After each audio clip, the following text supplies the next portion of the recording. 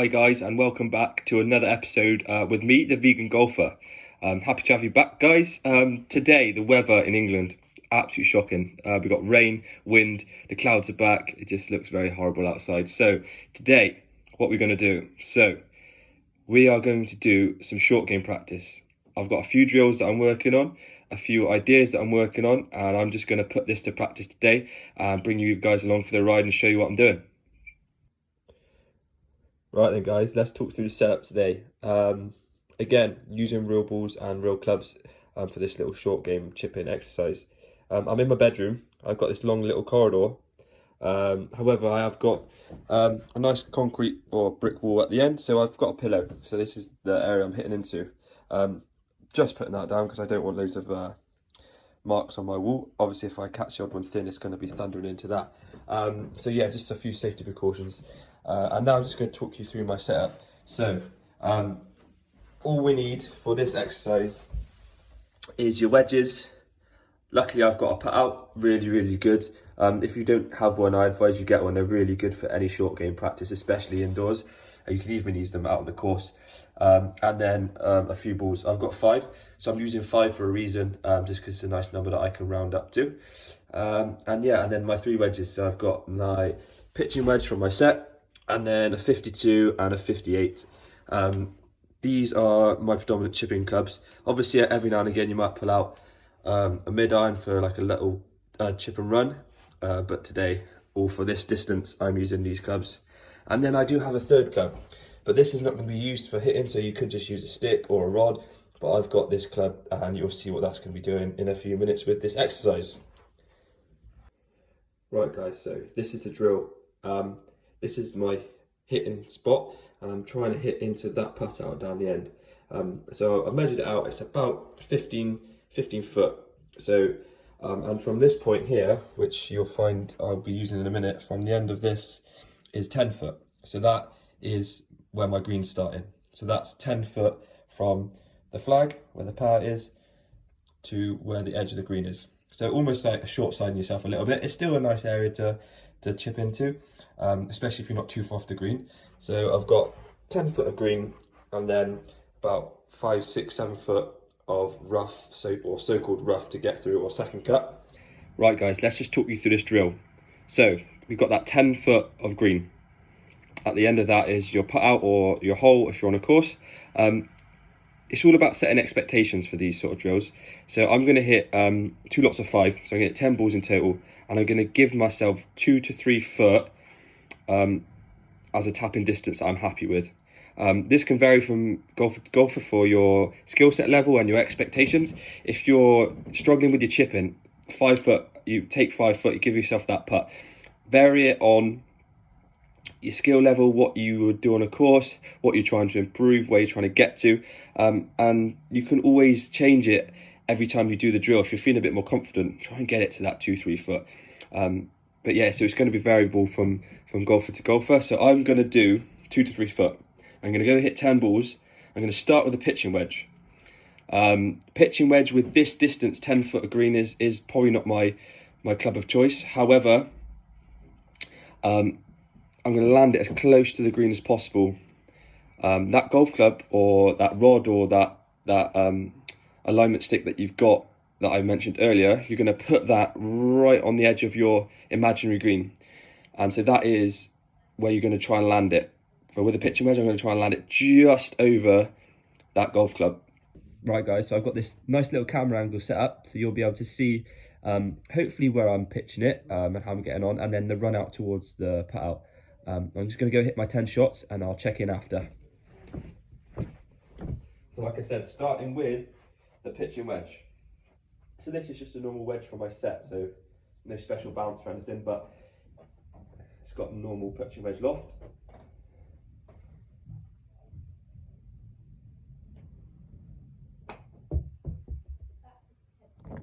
In, so landed just over the golf club and rolled up nicely to the flag.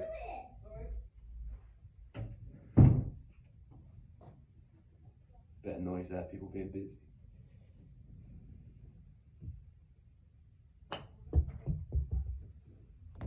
Another one, that's 2 out of 2 that I've actually holed. Happy with that.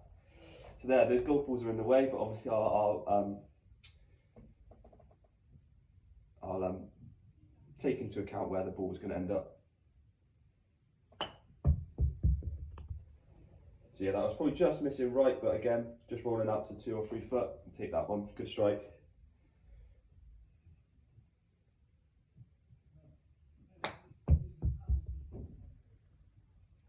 Just missed left, but literally tapping, it's about half a foot past the flag.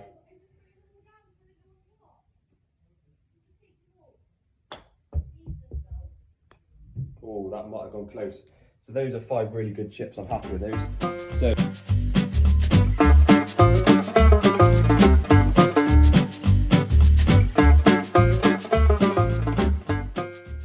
right guys, so just did 15 shots with the pitching wedge. Not bad. I'll take 11 out of 15. I hit 2 really fat that sort of hit that club just short of the green, and I hit 2 a bit thin. So 11 out of 15. 3 went in. What I'll do now, and what I advise you to do, is just keep a note, either on your phone, use your notes on your phone, or if you've got like a nice little manual, write it down, jot it down in a bit of paper, and keep track, so you can refer back to it next time you do your practice. I'm going to go ahead and change clubs, so I'm going to go to a 52. So from this distance, normally this would be the club that I would use. It's also my favourite club in the bag, so anytime I get around a green, it does tend to come out sometimes when it shouldn't do, but this is actually the right distance for this club. So I'm going to pop you back, I'm going to get you behind the pile, and you're going to see a few more shots.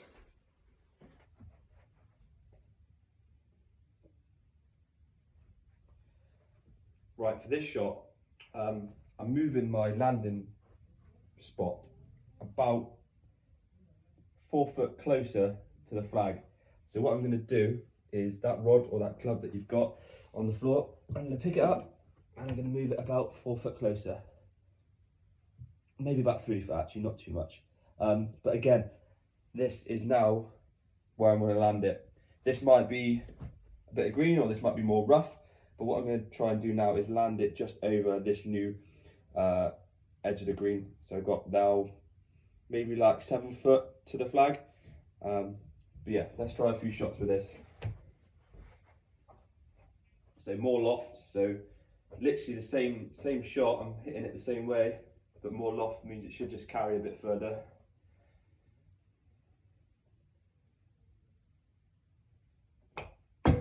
Oh, straight into the edge of the green there. Look, so that was just a bit short. Let's try another.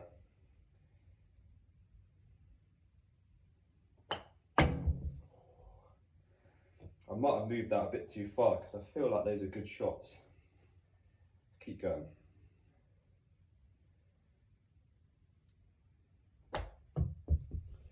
Yeah, I think I've moved a bit far, but I'll keep going with this one. And it might be that I need to tweak it. There we go. So that was in. I threw that a bit further.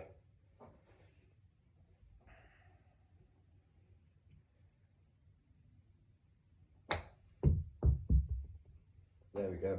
Just short. So 1 in, 1 about 2 foot short, and 3 pretty bad that have landed short. So again, I'm going to keep going. I'm going to do another 10, and I'll check back with you soon.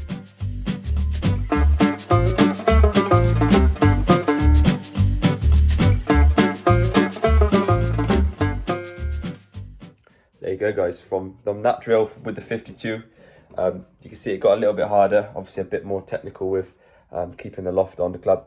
But yeah, only 9 out of 15 with that, so something for me to work on. I think I did move the landing spot a little bit further. Obviously on a course, it's only grass you're hitting on. Obviously I've hit it directly onto a club and it's just stopped it dead. So I think a few of those, they would have been quite good. Might have just come up a bit short, but they weren't horrific. But again, that's something that you can tweak as you're doing this drill, as you're practicing this way. Just keep moving the club on the floor to where your loft and where the landing point is going to be for that club to the pin you're hitting into.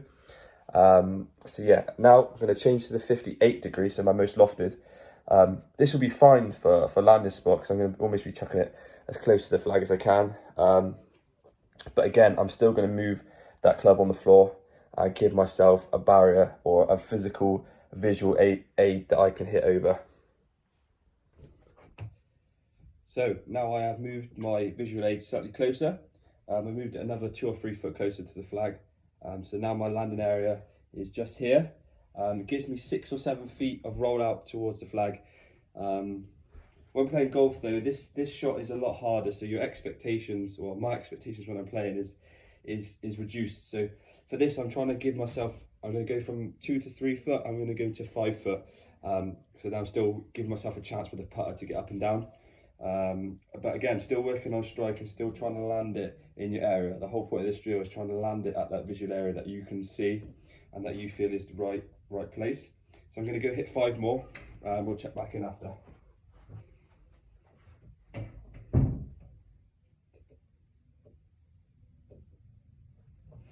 Let's see how this first one goes. So I'll grip slightly down the club and open up a little bit.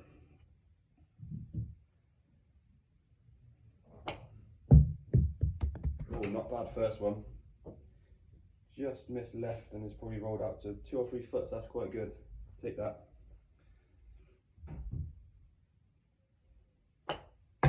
Oh, no, not bad that one. That one on a course might have just rolled out a bit. So again, I was looking at the strike and looking at the landing area. It's marginally short. Oh, lovely nipped. So pin high, just left. 2 more. So that's 2 out of 3 so far.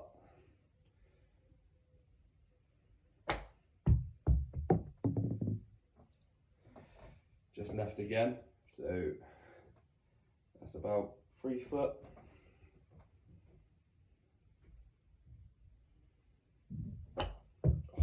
And a duff. So 2 shockers and 3 actually really good ones.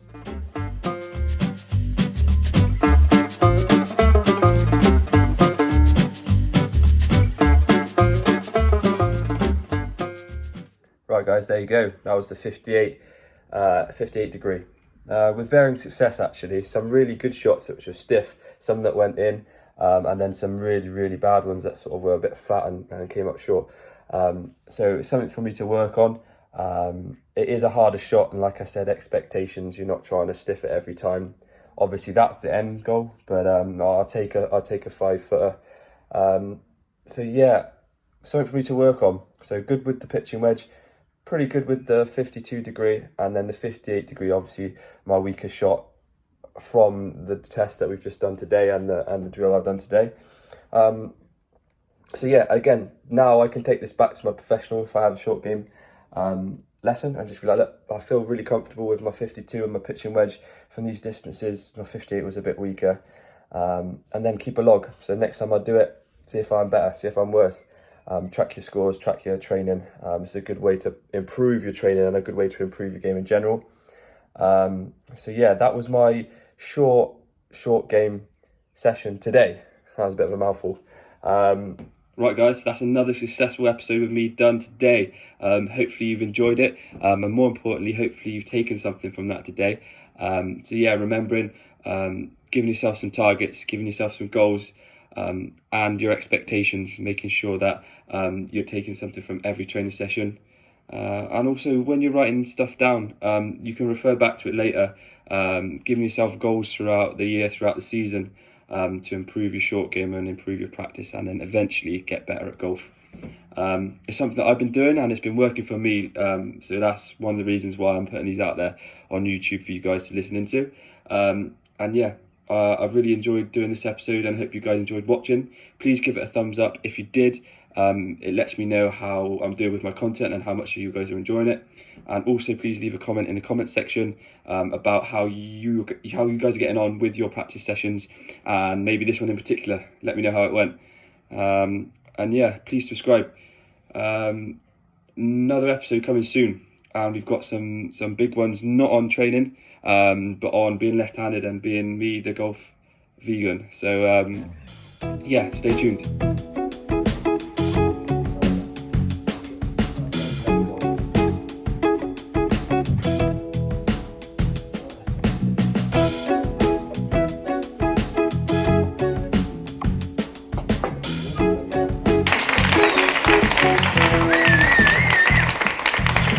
Bye.